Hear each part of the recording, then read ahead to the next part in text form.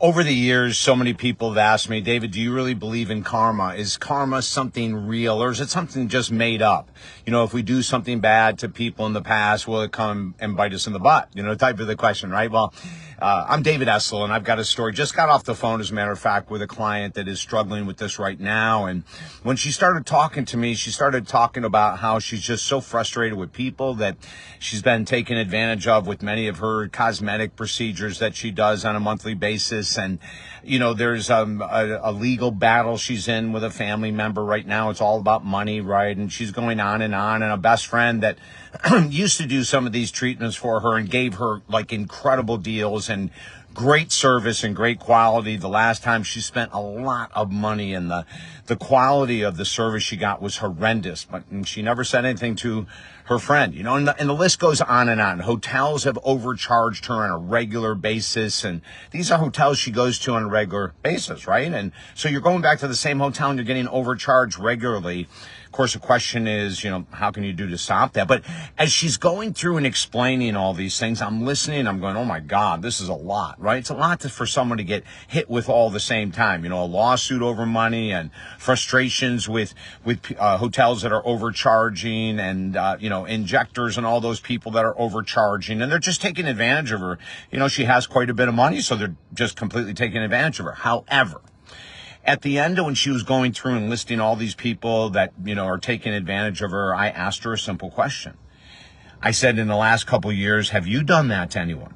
And she said, what do you mean? And I go, in the last couple of years, you know, have you promised someone excellent service and didn't give it to them? Or, you know, have you promised someone that you'd pay them back and didn't pay them back? Or have you promised someone that you would do something, and all of a sudden I could see her facial expressions change.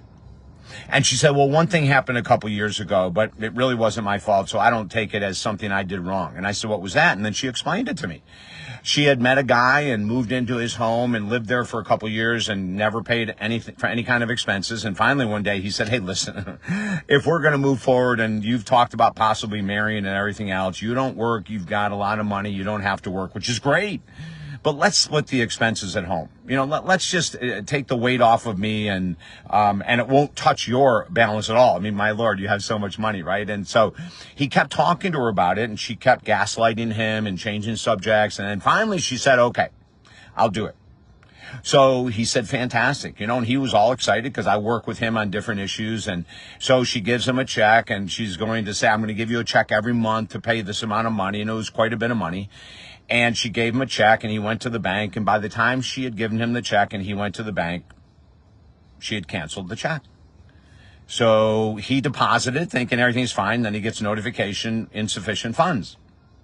So the next month, same thing happens. She gives him a check. Before he can go ahead and put it in the bank, she cancels it, right? So she does these things, which of course is completely out of integrity, right?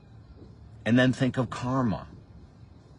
And I looked at her and I said, honey, listen, I hate to call you out or to bring something up that you're probably not going to be happy with, but you've created this.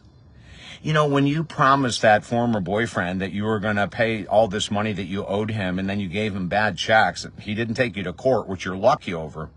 But this is what happens. You know, you screw someone else financially, and then look at, in the last couple of years since you've done that, look at all the people that are taking advantage of you financially.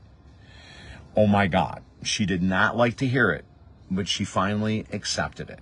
And it's true for all of us. You know, if we're looking at a pattern, people taking advantage of us, people taking our money, we have to look and say, have I done this to someone in some way in the past? And is this karma paying me back?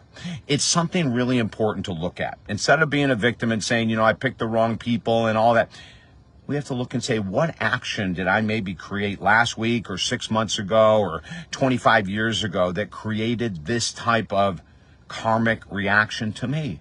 Something to think about. If you need help with this, even explaining it deeper or looking to see if there's a pattern in your life that you've actually created, reach out to me at talkdavid.com. We also have 5 books there for free you can download, okay? I'm David Essel, talkdavid.com. Have a great day.